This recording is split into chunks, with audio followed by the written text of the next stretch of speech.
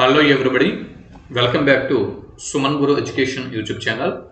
మీరు చూస్తున్నారు సుమన్ గురు education YouTube channel. ముందుగా ఈ వీడియో మీద క్లిక్ చేసినందుకు ప్రతి ఒక్కరికి కూడా స్పెషల్ థ్యాంక్స్ని తెలుపుకుంటున్నాను. ఆంధ్రప్రదేశ్ రాష్ట్రంలో degree first year first semester general Telugu సబ్జెక్ట్ని తీసుకుంటే కనుక జనరల్ తెలుగు అంటే BA, BCom, BSc అన్ని గ్రూపులకి జనరల్గా ఉంటుంది. సెకండ్ లాంగ్వేజ్ తెలుగు అనేది ఉంటుంది. దీనిలో మొదటి యూనిట్ రాజనీతి, రెండవ యూనిట్ గబ్బిలం, మూడవ యూనిట్ అలరాస పుట్టిల్లు. ఈ 3 యూనిట్ల నుంచి కూడా ప్రశ్నలని నోట్స్ నేను ఇంతకుముందు ప్రొవైడ్ చేశాను. చూడని వారు ఉంటే వీడియో క్రింద డిస్క్రిప్షన్లో లింక్స్ని ప్రొవైడ్ చేశాను, వెళ్ళి చూడండి. ఇప్పుడు ఈ వీడియోలో అసమర్థుని జీవయాత్ర పాఠం యొక్క నోట్స్ని మీకు నేను అందిస్తున్నాను. అసమర్థుని జీవయాత్ర. ఈ అసమర్థుని జీవయాత్ర పాఠంలో దీన్ని త్రిపురనేని గోపీచంద్ గారు అందించినటువంటి పాఠం అనేది. ఈ పాఠం నుంచి వ్యాసరూప ప్రశ్న మీకు ఇస్తున్నాను. ఇది ఆంధ్రప్రదేశ్ రాష్ట్రం నుంచి degree exams, first semester degree exams రాయబోయే విద్యార్థులకి ఈ నోట్స్ ఉపయోగపడుతుందని నేను భావిస్తున్నాను. ప్రశ్న చూడండి.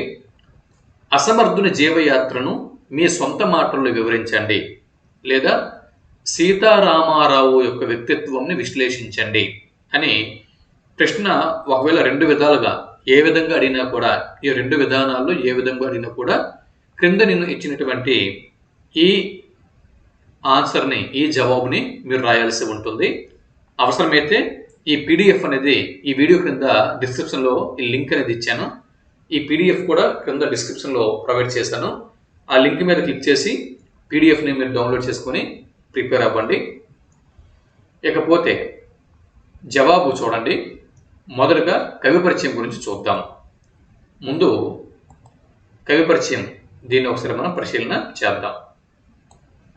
అసమర్థుని జీవయాత్ర పాఠ్యభాగ రచయిత త్రిపురనేని గోపీచంద్ గారు.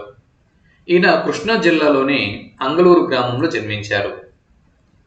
తల్లిదండ్రులు త్రిపురనేని రామస్వామి తండ్రి, ఈయన ప్రముఖ హేతువాది, ప్రముఖ తెలుగు సాహితీవేత్త, మరియు తల్లి పున్నమాంబ. భార్య త్రిపురనేని గోపీచంద్ గారి భార్య పేరు శకుంతలదేవి.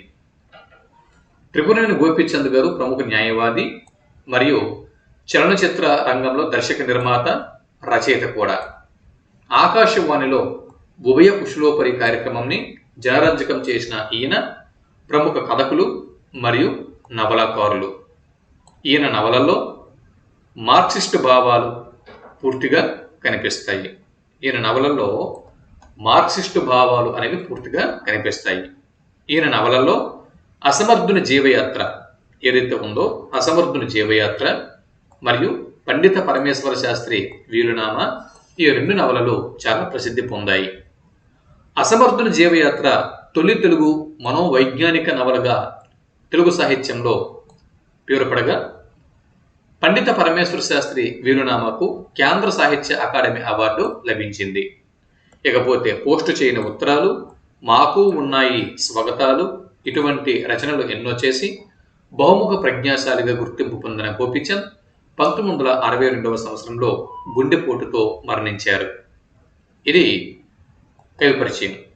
ఇకపోతే అసమర్థుని జీవయాత్ర పాఠ్యభాగం యొక్క సారాంశం మరియు లేదా సీతారామారావు యొక్క వ్యక్తిత్వం గురించి అడిగినప్పుడు ఇది రాస్తారు. అసమర్థుని జీవయాత్ర అనేది తెలుగు సాహిత్య రంగంలో వచ్చిన తొలి మనోవైజ్ఞానిక నవల. ఈ విషయం మర్చిపోవద్దు.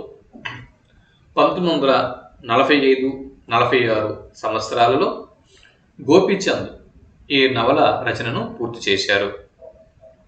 అంటే 41 ఏడాది కాలంలో ఈ నవల రచన పూర్తి చేశారు. ఆనాటి ఆంధ్రప్రభ, ఏ పేపర్ అండి? ఆంధ్రప్రభ తెలుగు పత్రిక. ఈ ఆంధ్రప్రభ ఆదివారం అనుబంధ సంచికలో ధారావాహికగా వెలువడిన ఈ అసమర్థుని జీవయాత్ర నవల తెలుగు కాల్పనిక వచన రచనకు కొత్త తలుపులు తెరిచింది. హేతువుకు, సహజ జ్ఞానానికి, ఆదర్శానికి, ఆచరణకు మధ్య తలెత్తిన సంఘర్షణను కళ్ళకు కట్టినట్టు చూపించిన నవల అసమర్థుని జీవయాత్ర.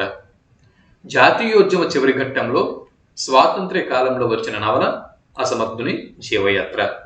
ఆనాటి తెలుగు సమాజంలోని పల్లెలను, వాటి మధ్య ఉన్నటువంటి మానవ సంబంధాలను, ఆస్తి అంతస్తుల అంతరాలను, జమీందారీ వ్యవస్థ బేటల వారుతూ పెట్టుబడిదారీ వ్యవస్థ రూపొందడం, ఇటువంటి సరికొత్త సందర్భానికి ఈ నవల అద్దం పట్టింది.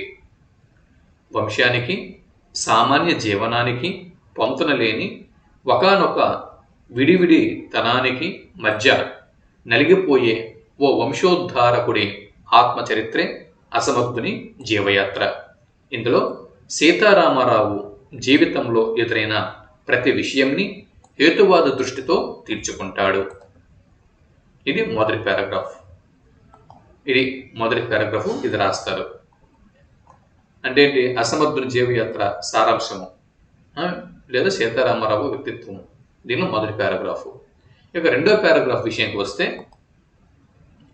అసమర్థుని జీవయాత్ర మునుపటి వలె డాబుగా దర్పంతో బతకలేకపోయినా ఒక అసమర్థుడి బతుకు కథ. అతనికి తన తండ్రి ఒక నమూనా, అంటే ఒక రోల్ మోడల్.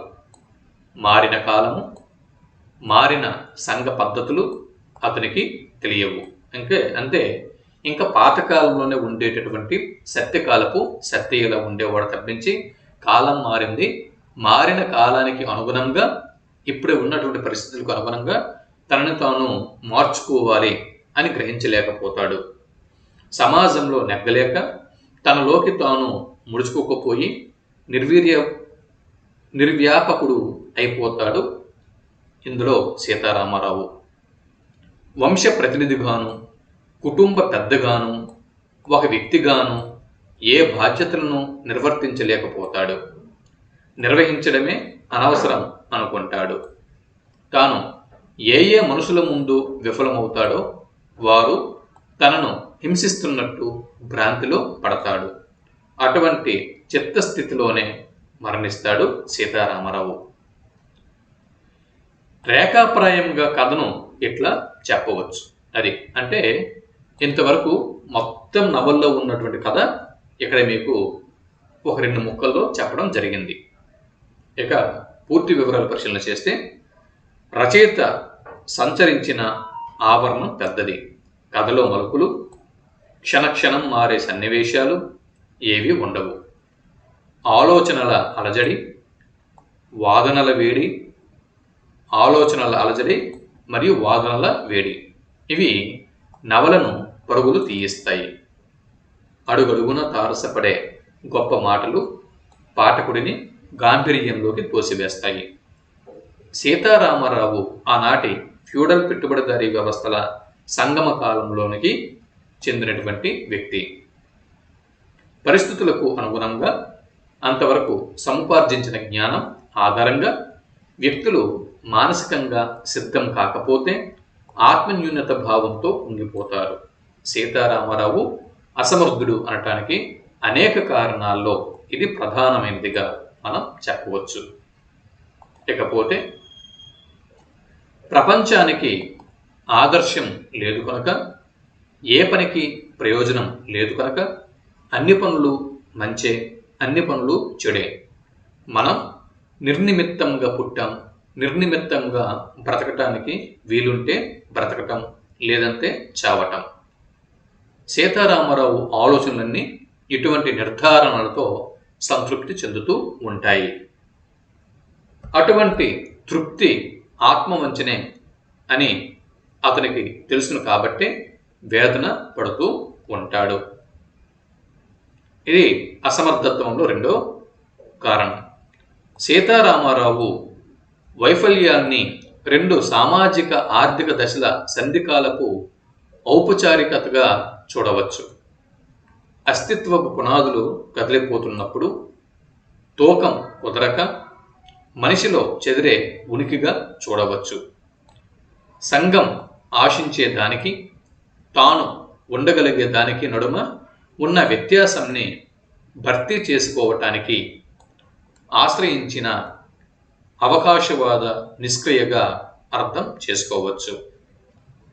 మారడం, మార్చడం అన్నవి గుదిబండల వంటి బాధ్యతలు అని గుర్తించి వాటిని వదిలించుకోవటానికి అంత అబద్ధమనే వాదంని సీతారామారావు ఆశ్రయించాడేమో అని నవలలో అనిపిస్తుంది. తన వైఫల్యం పునాదిగా తనతో తాను చేసుకునే చర్చలో సంఘ సంస్కరణ దగ్గర నుంచి విప్లవం దాకా అన్ని ప్రస్తావనకు వస్తాయి. చివరిలో సీతారామారావుకు జ్ఞానబోధ చేసే రామయ్య తాత పాత్ర సుదూర భవిష్యత్తును ఇప్పటి నుంచే ఊహించి తదనుగుణంగా పథక రచన చేయటం పొరపాటంటూనే మానవుడు తన కోర్కెలను ఉదాత్త పరుచుకోవటం ద్వారా స్వార్థం ఉపశమిస్తూ ఉంటాడు. ఉత్తమ వర్తన, ఉత్తమ విలువలు ఎవరూ విధించలేనక్కర్లేకుండానే సంస్కారంలో భాగం అయినప్పుడు మనిషి విజేత అవుతాడని రచయితే చెప్పినట్టు అనిపిస్తుంది.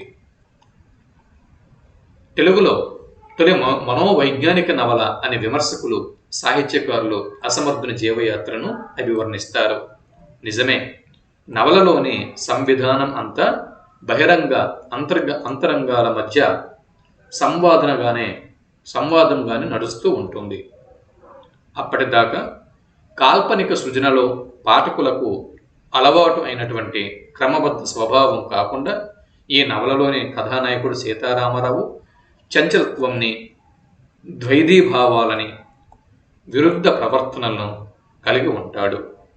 నాయక పాత్ర చిత్రణను, అందులోని సంక్లిష్టతను గోపీచంద్ ఎంతో సమర్థవంతంగా నిర్వహించారు.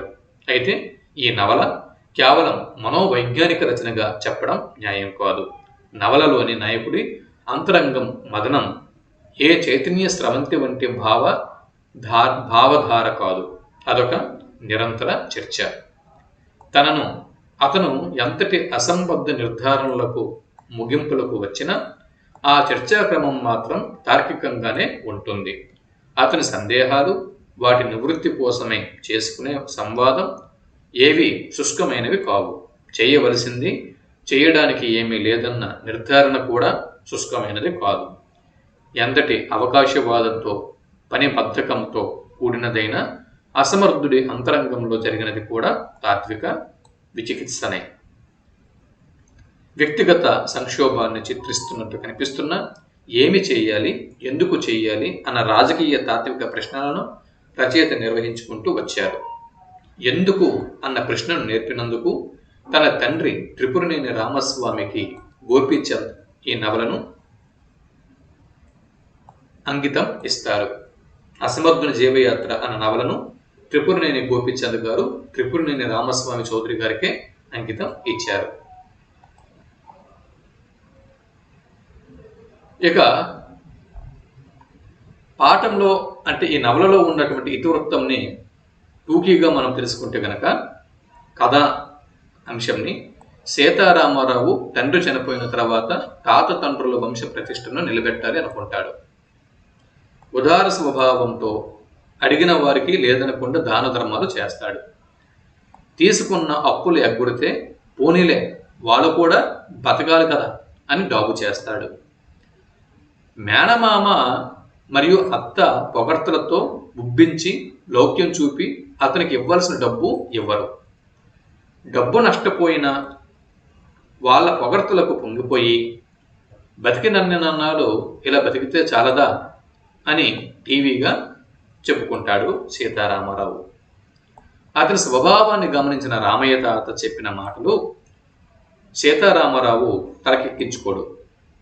పెళ్లి పట్ల ఆదర్శ భావాలు కలవాడు సీతారామారావు. పెళ్లి చేసుకోను అని చెప్పి చివరకు చేసుకోక తప్పనిసరి అయినప్పుడు పెళ్లికి ఒక మహత్తర అర్థం కల్పిస్తాను అని అంటాడు. ఆర్థిక క్రమశిక్షణ లేక దుర్భర దారిద్ర్యంని అనుభవిస్తాడు. ఆస్తులన్నీ పోగొట్టుకుంటాడు. ఉద్యోగం చేయటం తప్పనిసరి అవుతుంది. అయితే ఆ ఉద్యోగం కూడా మూనాల ముచ్చటగానే మిగిలిపోతుంది. ఉన్నప్పుడు పొగిడి లాభపడిన వారే తిరిగి ఎగతాళి చేయటం సీతారామారావుకి అనుభవం అవుతుంది, తన జీవిత అనుభవం అవుతుంది. సహనవతి అయిన భార్యతో క్రూరంగా ప్రవర్తిస్తాడు. ప్రేమించి పెండ్లాడిన భార్యను నరకం చూపిస్తాడు. ఇన్ఫీరియారిటీ కాంప్లెక్స్ గురై కుంగిపోతాడు సీతారామారావు. నా పతనానికి నా స్నేహితులే కారణం, వీళ్ళ మూలంగా నేను బలిక మారిన వాడిని అయ్యాను అని భావిస్తాడు. స్థిరత్వం లేని ఆలోచనలతో పిచ్చివాడై భార్య బిడ్డలను విడిచి వీధిన పడతాడు సీతారామారావు. ఈ విధంగా తనపై తనకు విశ్వాసం కోల్పోయిన సీతారామారావు సమాజంలో కూడా తన ఉనికిని కోల్పోయాడు. తండ్రి అంశగా పెరిగిన తన బాహ్య ఆకృతికి తల్లి అంశగా తనలో పుట్టడుగున ఉండి చివరకు మానవత్వంగా తిరుగుబాటు చేసి నిలిచిన తనైన తనకు మల్ల యుద్ధం ప్రారంభమై తన బాహ్య ఆకృతికి నామరూపాలు లేకుండా చేసుకున్న సీతారామరావు తన యొక్క జీవిత యాత్ర ఇలా ముగిస్తాడు. ఇది ఈ పాఠం యొక్క సారాంశం. అసమర్థుని జీవయాత్రను మీ సొంత మాటలు వివరించండి అన్న, సీతారామారావు వ్యక్తిత్వాన్ని విశ్లేషించండి అన్న, లేదా అసమర్థుని జీవయాత్రలో త్రిపురనేని గోపీచంద్ గారు మనోవైజ్ఞానికతను చూపించిన విధానాన్ని విశదీకరించండి అని చెప్పి అడిగిన ప్రశ్న ఎలా అడిగినా కూడా జవాబుని ఈ విధంగా మీరు ఎగ్జామ్లో రాస్తే సరిపోతుంది. ఇది ఈ పీడిఎఫ్ అనేది మీకు ఈ వీడియో కింద డిస్క్రిప్షన్లో లింక్ ప్రొవైడ్ చేస్తున్నాను. అవసరమైన వాళ్ళు డౌన్లోడ్ చేసుకొని ప్రింట్అవుట్ తీసుకొని చదువుకోండి.